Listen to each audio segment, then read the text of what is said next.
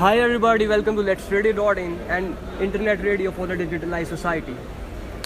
तो आज हम अपने शो निखिलेश वर्मा को बुलाने जा रहे हैं जो एक डीआर कैंडिडेट है यूआईएलएस डिपार्टमेंट की साइड से. So Nikhilesh, how are you? I'm fine. What about you? I'm fine. So how are you feeling about this show?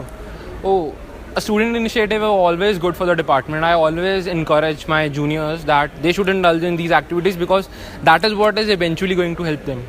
तो आप एक पार्टी की साइड से तो खड़े हो नहीं रहे हो, इंडिपेंडेंट आप कैंडिडेट खड़े हो रहे हो. पहली बात तो ये बताओ, आप इंडिपेंडेंट क्यों कैंडिडेट खड़े हो रहे हो? इंडिपेंडेंटली मैं इसलिए खड़ा हो रहा हूँ क्योंकि आई डू नॉट वांट कि कोई पार्टी मेरे ऊपर कोई आइडियोलॉजी अपनी इम्पोज करे. I want to work freely. जो मेरे साथ मेरी टीम है, I have a lot of good people in my team. I have 10 to 15 people की एक वर्किंग टीम है. we work towards a common interest, so that is imperative, and I do not want a party or a political association to infringe upon my rights or trying to inflict pressure upon me to do such stuff, because you know what's going on in the center. Yeah, what are your agendas about DR?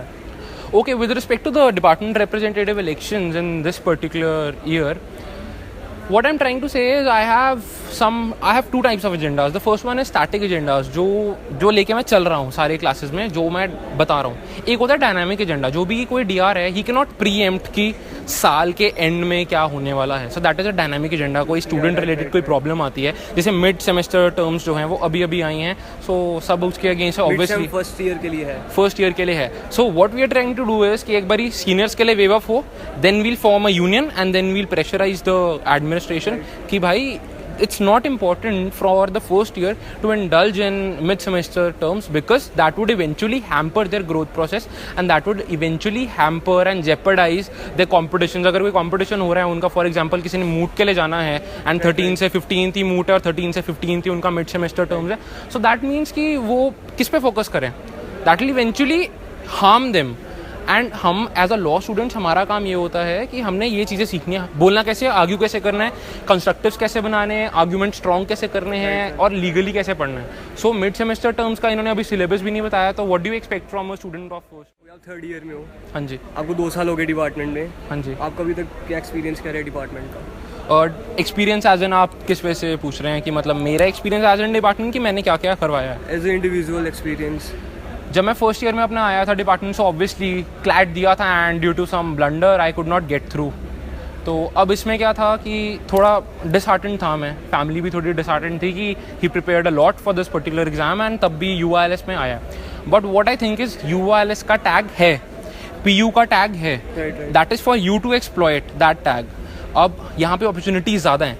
For example, अगर आप किसी NLU के साथ यूआईएलएस को compare करो, NLU में top बच्चे होंगे वो ही जाएंगे एक पर्टिकुलर मूट के लिए. यहाँ पे कंपैरेटिवली कंपटीशन कम है, सो आपको अपॉर्चुनिटी मिलती है कि कम कंपटीशन से क्लियर करके आप उसी पर्टिकुलर मूट कंपटीशन या और किसी कंपटीशन के लिए जाओ, यूआईएलएस को रिप्रेजेंट करो और दूसरे कॉलेजेस के बेस्ट के साथ कम्पीट करो. So that is the opportunity that only colleges like UILS can give you.